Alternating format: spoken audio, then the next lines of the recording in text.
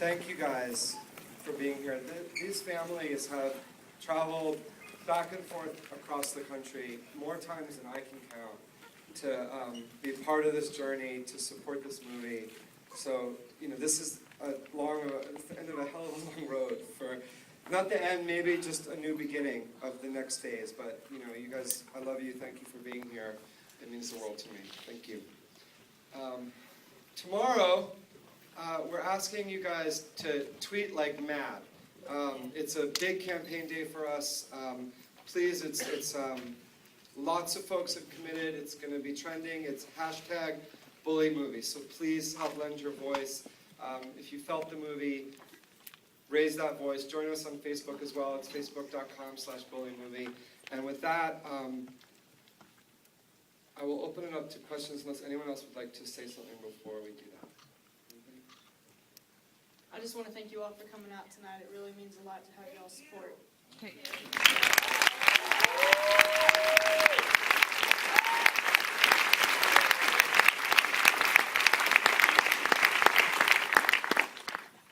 First question.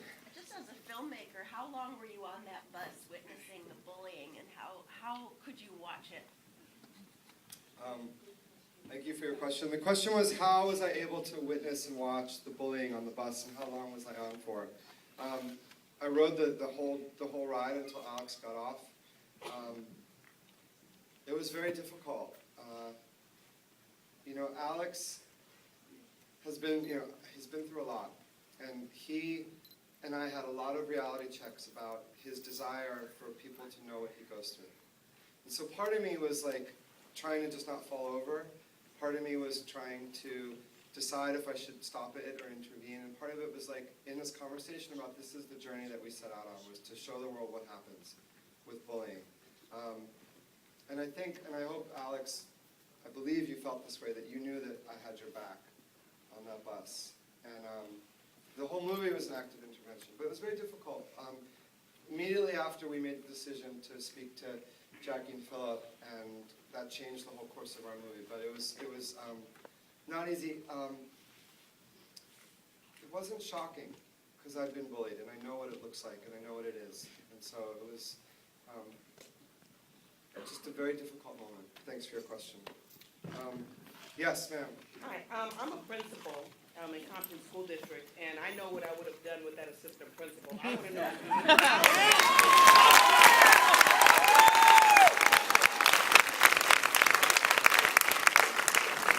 I just want her phone number. I need to talk to her like that.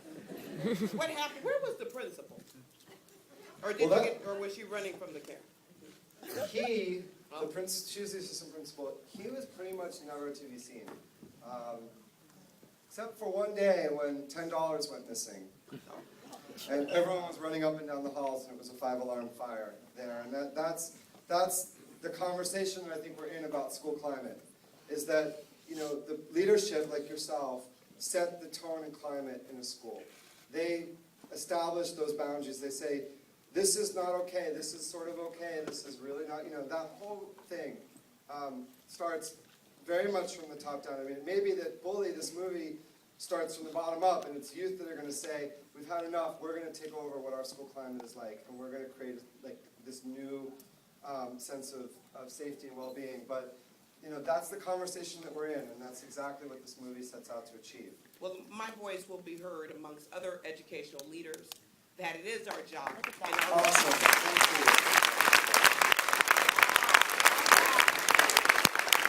Yes. This question goes to Alex. You have got to me a lot. I know we've been through. Kirk Smalley went to my school and spoke, and I helped them do the intervention. I want to congratulate you for staying strong, because the movie, man. If I was your big brother, I probably would have did something about it. So now you have a little sister now. Do the same for them, and I just hope you stay strong. Stay strong.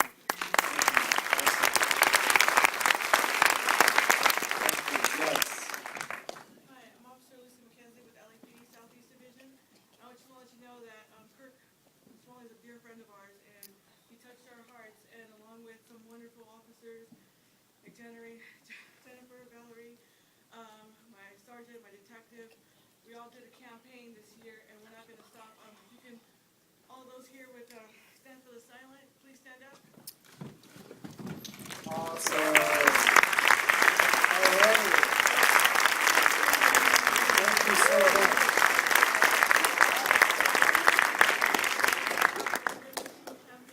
Awesome.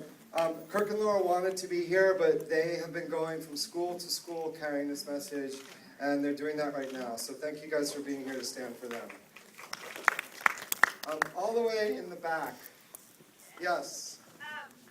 On the bus, and this question is also to Alex and to you, how long did it take the kids to start ignoring the camera, to act like they were before the camera got there? I would say it was immediate. I mean, Alex, did you notice the difference between before the camera got there and after? Well, it was pretty much like that every day, whether there was a camera or there wasn't a camera. So, yeah. you know, we weren't a big film crew, and we'd been there for most of the year.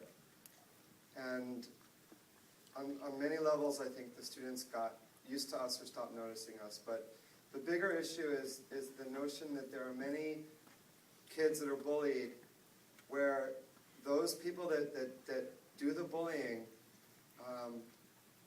do it without fear of consequence, because that's been the way it's been for so long.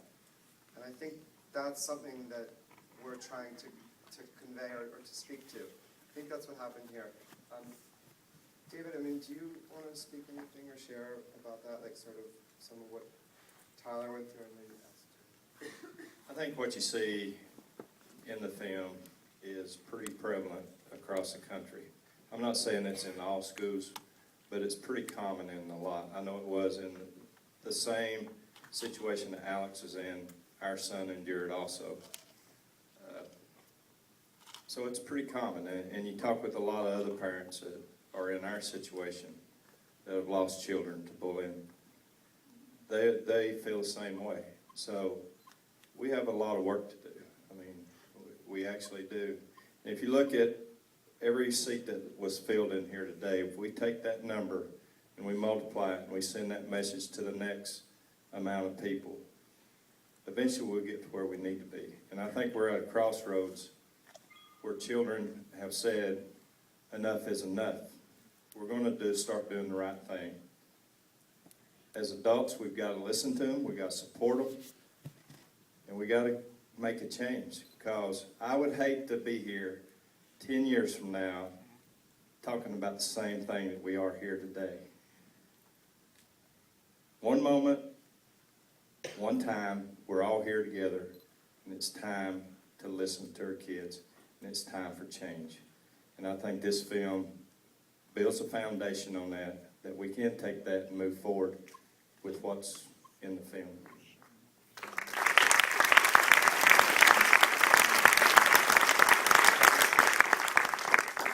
I'm wondering what, if any, role the parents of the children who bully have in your view of it all. Because I see that the school is implicated, but I just wonder whether isn't it in the families?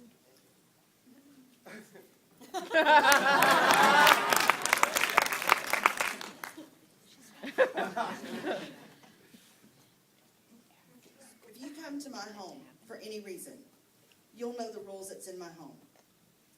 If I go to your home or my kids go to your home, they would know the rules that's there. And I think that's the same thing with the school system. The kids that go there know those rules. You can't control what goes on at a kid's house before they come to school, but you can control what goes on in that environment of the school. And that's where our kid did his suffering. I didn't send him to these kids' homes, but I had to send him to school. And that's where we got the problems.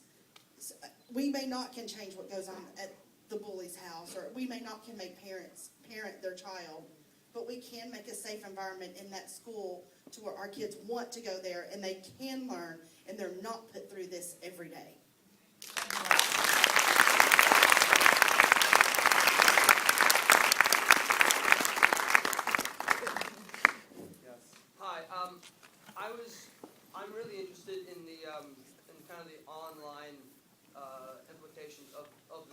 part of the movement. I started a charity called Straight But Not Narrow, and we work a lot online and through the media. And a lot of the concern, of course, is that Facebook is a safe place for bullies to bully each other.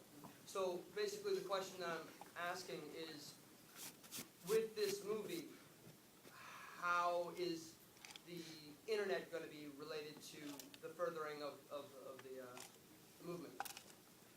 Thank you for your question. Did everyone hear that? Yeah. I'm sort of forgetting to repeat.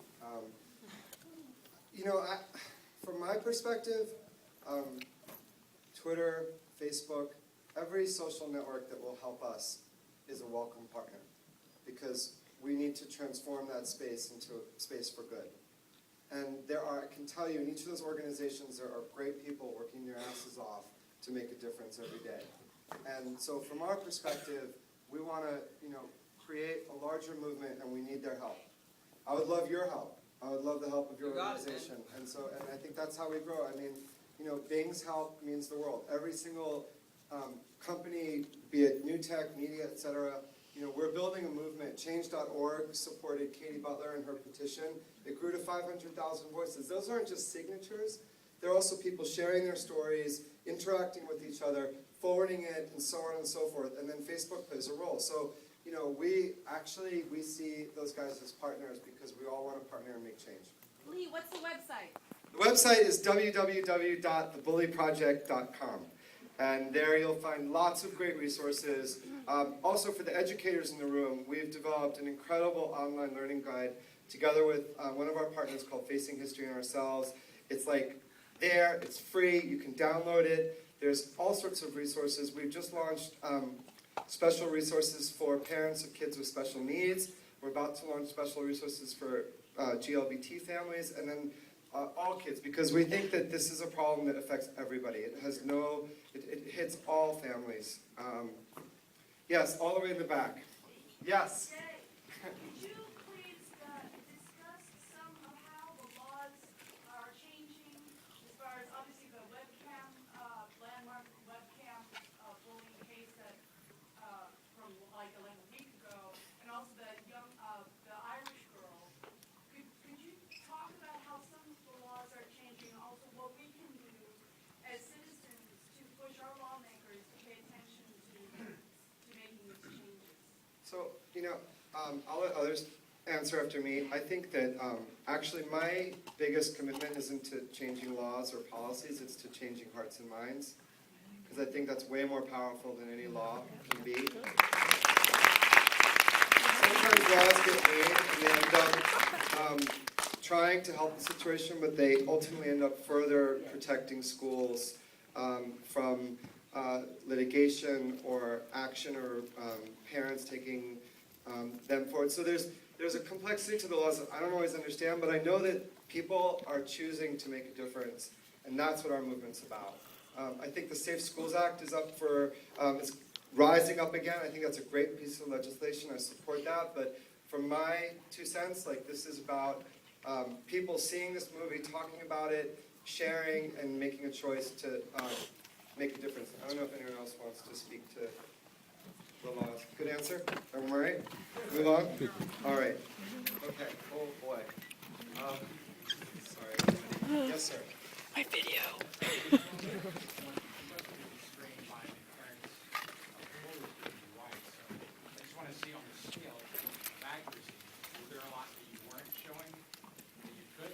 That's a great question. I'm going to turn that over to my co-producer, Cynthia Lowen, who did an awesome job just with that issue.